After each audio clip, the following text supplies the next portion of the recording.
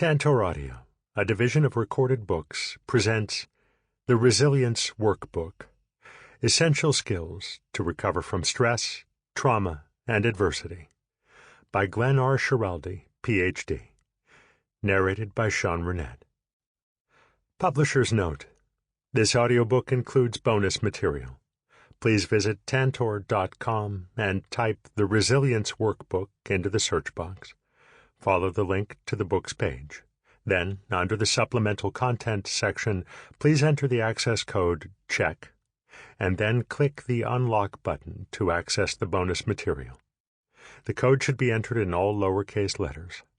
All figures and tables referenced in this audiobook can be found in the bonus material. This publication is designed to provide accurate and authoritative information in regard to the subject matter covered.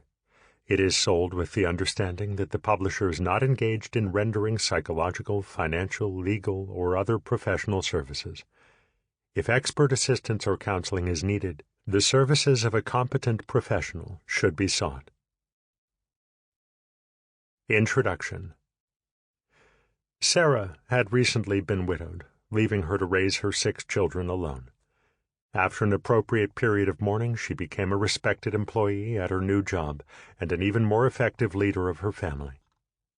Suffering a similar loss, a friend in Sarah's walking group became dispirited and depressed. Cal is a Navy SEAL. His wife said he returned from each of his many deployments the same upbeat, communicative, and loving man he had been before he left. His SEAL teammate, however, became a heavy drinker and grew increasingly cynical. Facing an imminent layoff, Wendy figured out a way to improve her performance and become indispensable to her boss. Her teammate at the office became paralyzed with anxiety and disengaged from her job. There's an old African saying, "You know how well the roof has been built only when the rains come." Humans aren't much different. We all know people who have faced great challenges. Some cope well with their stress. Some stumble psychologically but then recover. People in the third group fall and never recover. What separates the first 2 groups from the third? Resilience. Resilience is the key to resisting stress, rebounding from it, and being your best. This workbook will show you how to increase your resilience. What is resilience? Most people already have a sense of what resilience is. In the course of my work, I've asked people in many settings what they think of when they think of resilience. They've said, the ability to bounce back with new skills, the strength to navigate tough situations, adapt and function at a high level, the property of resisting stress and shock and maintaining form. This was from an engineer. The capacity to absorb stress and maintain yourself. The ability to take a licking and keep on ticking, from an old Timex watch commercial. The ability to deal with the high inside pitches and not fear taking a swing. Great, no matter the forecast, holds up better and longer in wet weather. There are hundreds of definitions of resilience found in the psychological literature. We'll use this as our working definition. Resilience comprises those inner strengths of mind and character, both inborn and developed, that enable one to respond well to adversity, including the capacities to prevent stress-related conditions such as depression or anxiety, or their recurrence, recover faster and more completely from stress and stress-related conditions, and optimize mental fitness and functioning in the various areas of life. As this definition suggests, resilience is standard issue, meaning that we all already possess the strengths of mind and character in embryo, like seeds that can be grown. You wouldn't have survived this long if you completely lacked resilience, and you have the capacity to greatly expand your resilience. Responding well to adversity suggests that we adapt calmly and capably to changing circumstances, drawing upon available strengths, be they mental, spiritual, emotional, physical, financial, or social. For example, mentors, family, or friends. Resilience is a process and a staircase. You might be on step 4 of the staircase, and I might be on step 1, but we can both keep moving up the staircase so that our resilience levels will hopefully exceed the rising tide of stress. You can enlarge your capacity for resilience by practicing resilience skills. As we build resilience, health and functioning typically improve. Why is resilience so important? The benefits of building resilience are great and vital. First, resilience counters the psychological problems that trouble so many of us. Approximately 50% of American adults will experience a stress-related condition, and prevalence rates for these conditions are increasing globally. Much of this suffering is needless. Resilience can largely prevent these conditions from developing or recurring. Should these conditions occur, resilience can reduce symptom severity and facilitate recovery. Second, resilience counters many medical and functional problems. The emotional toll of stress-related conditions is bad enough. However, the mind and body are connected. So excessive, unresolved emotional stress makes us more vulnerable to a wide range of medical diseases, earlier death, and impaired functioning at work, home, and play. Third, resilience is about mastery and growth. Resilience does more than fight problems. It promotes optimal well-being. Resilience helps us thrive mentally, emotionally, physically, socially, and spiritually, and function at our best, especially during difficult times. With resilience, we tend to be calmer, more productive, and enjoy life more. Conversely, those who lack resilience tend to have higher rates of absenteeism and of prematurely leaving their careers.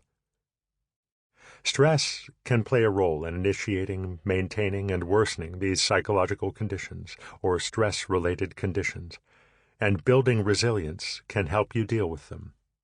Post-traumatic stress disorder, depression, anxiety disorders, substance use disorders, suicidal thoughts and behaviors, generalized stress and worry, excessive or chronic anger, for example, resulting in domestic violence, cynicism, sleep disturbance, exhaustion, eating disorders, ADHD, relationship difficulties.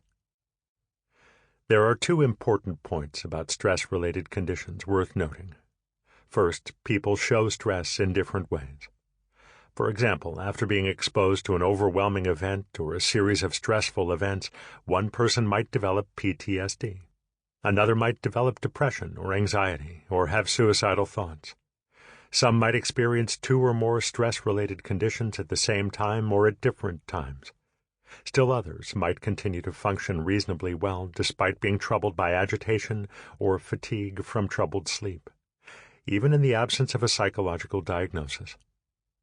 Second, these conditions share many common risk factors, such as unhealthy self-esteem, unresolved emotional upheavals, or excessive physical stress levels. Resilience building addresses these common risk factors, which can protect you against a wide range of challenges, including everyday stress. Who benefits from building resilience? This workbook is for anyone, regardless of your present level of emotional health or functioning. You will likely benefit from this workbook if you simply want to improve your sense of well-being or your functioning at home, at work, in relationships, or in any other important area of life. Have experienced or are at risk for any of the stress-related conditions listed in Table 1, which can be found in the bonus material. Are recovering from a stress-related condition. Have survived or are likely to face potentially overwhelming stress, such as terrorism, abuse, war, other traumas, or divorce. Although survivors of such events may not develop psychological disorders, most will develop troubling symptoms afterward. Have experienced or are at risk for any of the many stress-related medical conditions.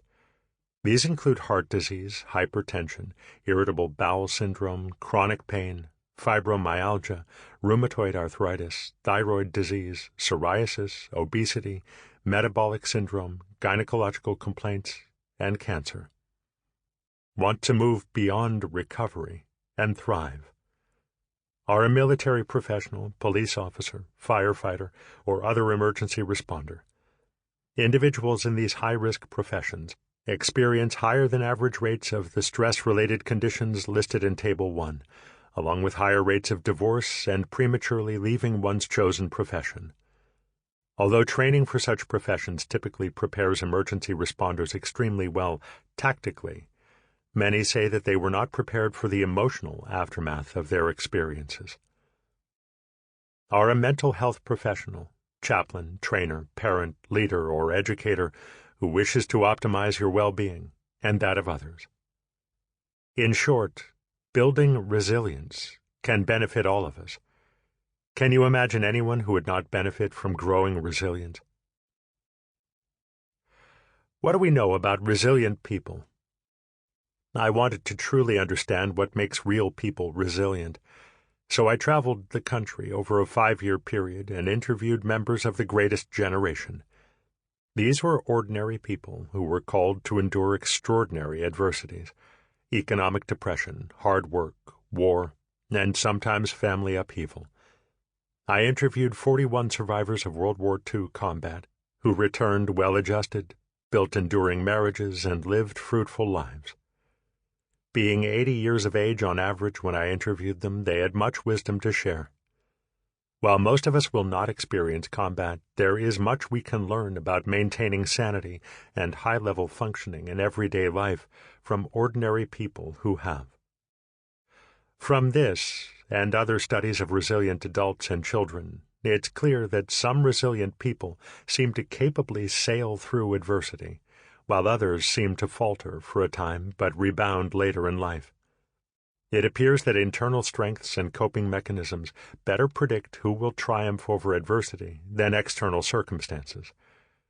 These strengths and coping mechanisms, the so-called protective factors, are what you will grow in this workbook. Sense of autonomy, having appropriate separation or independence from family dysfunction, being self-sufficient, being determined to be different, perhaps leaving an abusive home, being self-protecting, having goals to build a better life. Calm under pressure, equanimity, the ability to regulate stress levels, rational thought process, self-esteem, optimism, happiness and emotional intelligence, meaning and purpose, believing your life matters, humor, altruism, learned helpfulness, love and compassion, character, integrity, moral strength, curiosity, which is related to focus and interested engagement, balance, engagement in a wide range of activities such as hobbies, educational pursuits, jobs, social and cultural pastimes, sociability and social competence, getting along, using bonding skills, being willing to seek out and commit to relationships, enjoying interdependence, adaptability, having persistence, confidence, and flexibility, accepting what can't be controlled, using creative problem-solving skills and active coping strategies, intrinsic religious faith, a long view of suffering, good health habits, getting sufficient sleep, nutrition, and exercise, not using alcohol or other substances immoderately, not using tobacco at all, maintaining good personal appearance and hygiene. Resilience is a flexible, relative concept. It does not occur in an all-or-none fashion, but exists on a continuum. While everyone is resilient to some degree, no one is perfectly resilient or resilient in all circumstances. Resilience does not mean invulnerability, because anyone can be overwhelmed when circumstances are severe enough. Rather, resilience is about generally working, playing, loving, and expecting well and functioning at our best possible level in any given situation. As the legendary coach John Wooden taught his highly successful basketball players, success is doing your personal best. Sometimes the other team will simply be better on a given day. Resilience can even vary within an individual depending on many internal or external factors, such as how rested and nourished one is, one's training and experience, or the nature of the situation. As you train, your aim is to grow your resilience to a level that is greater than the challenges you'll face. Nearly anyone can learn how to be resilient at any age. Ideally, we can develop resilience before crises strike. Sometimes adversity causes us to summon and apply strengths we didn't know we possessed, and sometimes, looking back, we learn from difficult experiences and get it together later in life, recognizing weaknesses and turning them into strengths. A word about PTSD. PTSD is the most complex of the stress-related psychological conditions. It typically occurs with at least one of the other conditions listed in Table 1 and has many common risk factors. Not everyone listening to this book is experiencing PTSD. However, if you understand the nature and treatment of PTSD, you'll understand much about the nature, prevention, and treatment of the other stress-related conditions. This is why I frequently reference PTSD in this workbook. See where you are now. The Resilience Checkup. Resilient people are aware of and use their strengths. The following Resilience Checkup will assess your strengths, providing you with a starting point from which to measure your progress as you practice resilience skills. The process of taking the checkup will also begin to reinforce some of the goals of resilience training. Each item on the scale suggests a resilience strength and thus a goal. And it will be reassuring to know that you already possess some measure of resilience to build upon. There is nothing tricky about this assessment, nor does it matter how your scores compare with others. So relax and be as honest as you can. Activity. Resilience awareness.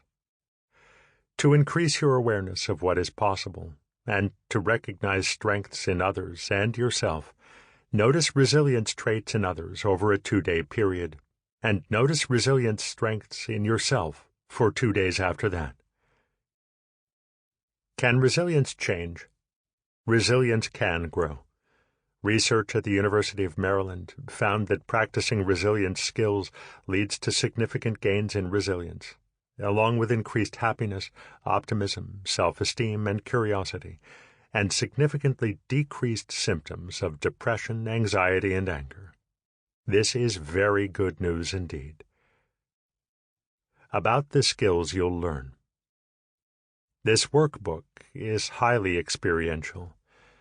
Your success at developing resilience will be determined by how much you practice and apply the principles and skills we explore. We'll explore many tools to keep you strong. The tools are drawn from both traditional and positive psychology. Traditional psychology fixes problems and helps us move from negative to neutral in terms of mood and performance. Eliminating negative thought patterns and managing distressing emotions are examples of traditional psychology methods. Positive psychology focuses on strengths and growth, moving us from neutral to positive emotional states and closer to peak functioning. Interestingly, happiness skills, which are tools of positive psychology, also help to prevent and treat stress-related conditions. This workbook follows a logical sequence. Most will find it beneficial to work through it from the beginning to the end. Others may choose to skip around. Most people will find value in most, if not all, of the skills, if they give them a fair trial. However, you may wish to bypass skills that don't seem right for you. You'll likely have success early on with many skills. Initial success often indicates that a skill will be a useful addition to your coping toolbox, although other skills might click only after repeated practice. Attitude is important. Try to keep an open mind. Assuming that resilience skills will quickly or perfectly solve all problems can lead to disappointment. On the other hand, cynicism can prevent us from giving skills a chance. Try for the middle ground. The beginner's mind that says, with practice and mastery, this skill might help. Then see what happens. The Resilience Model. Building resilience follows a simple conceptual model, the Resilience Model. Optimize brain hardware. First, to understand the resilience model, compare the brain to a computer. The brain hardware refers to the number, health, and function of the brain's neurons and supporting tissues. The software, resilience skills, will not work well if the hardware is sluggish. So strengthening the brain hardware is where resilience building starts. When you take care of the brain, you are also taking care of your body, mind, and spirit. Optimize brain software. Resilience skills can be likened to the software or programming that helps us heal and cope with life's adversities. These skills fall into 5 important categories. 1. Regulating arousal, your body's response to stress. 2. Managing strong, distressing emotions. 3. Increasing happiness. 4. Thriving, peak functioning and adaptive coping. 5. Preparing emotionally for difficult times. How long will resilience building take? Take whatever time you need to cultivate resilience at your own pace. You may wish to select the skills that resonate with you and practice each for several days to give them a fair trial. You may prefer to work on these skills individually, in a study group, or with a therapist. After completing this workbook, make a plan to continue practicing your favorite skills in order to maintain your skill level. Each person makes a difference. Resilient people are everywhere. They are sometimes famous, such as Christopher Reeve, Mother Teresa, or Arthur Ashe. Sometimes they are ordinary people living nearby. Most people are not familiar with Rick Rescorla. As a boy in England during World War II, Rescorla fell in love with the Yanks. He later volunteered to serve with American troops in Vietnam. There he not only demonstrated unusual tactical competence, but also great social intelligence. Rescorla had a knack for knowing how to buoy his troops, whether with song, banter, or words of encouragement. Fast forward to 9/11. Rescorla was then the head of security for Morgan Stanley Dean Witter at the World Trade Center. He had predicted the 1988 bombing of Pan Am Flight 103 over Lockerbie, Scotland, and the bombing of the World Trade Center in 1993. So officials at the company backed his recommendation to create an action plan in case of a terrorist attack. Rescorla assumed that average people, when properly led, would capably care for one another and execute the plan well. Pushing through the resistance of workers who didn't want to be interrupted during the workday, Rescorla did the unpopular thing. He overtrained the entire company, drilling employees in his escape plan frequently and without warning until they could carry it out efficiently. After the first tower was hit, Rescorla was seen with his bullhorn, walkie-talkie, and cell phone implementing the evacuation plan, only this time for real. After his tower was hit, he instructed others, "Be silent, be calm, watch your partner." He sang into his bullhorn the same Cornish songs he'd sung to his soldiers in Vietnam. Of nearly 2,700 employees working for his company, all but 7 made it out safely from the tower that day. He was among the fallen, remaining to the last to ensure the safety of his charges, just as he had remained in the World Trade Center in 1993. In his last communication, he phoned his wife, saying, "If something should happen to me, I want you to know I've never been happier. You made my life." We assume that Rescorla was not a master in resilience as a boy, but that he, like each of us, became more resilient with experience. Before beginning, there are a couple of things to consider that can help you have a more successful experience with this workbook. First, have yourself screened for unresolved mental disorders and treated if necessary. It is very difficult, for example, to feel happiness in the presence of unresolved trauma. We have learned that unresolved emotional upheavals predict a wide range of psychological, medical, and functional impairments. Fortunately, we know that trauma and other stress-related conditions can be effectively treated with a wide range of modalities. Second, develop independence from family dysfunction. Family support is invaluable in the recovery process. However, resilient individuals know how to separate, figuratively or literally, from destructive family patterns. One might acknowledge and accept that Mom struggled with depression. Another might come to realize that he doesn't have to accept his father's constant criticism and can't fix him or gain his approval. Other individuals might move at least 90 minutes away from dysfunctional family members to gain relief. Finding motivation. Mastery of resilience skills doesn't happen overnight. It takes effort. Before you commit the time and effort required to complete the program, it might be helpful to do a cost-benefit analysis, just as a manager might before implementing a new plan. List the disadvantages and advantages of embarking on resilience training. I provided a few examples to get you started. Another motivating strategy is to complete the following sentence stem in as many ways as you can. The positive consequences of becoming more resilient are. Conclusion. Everyone can benefit from developing resilience. You already have within you the strengths to do so, like seeds capable of being grown. Applying the skills in this workbook will help you grow these strengths. Are you ready to begin the rewarding journey of building resilience? Chapter 1 is the logical starting point. Strengthening the brain. Part 1.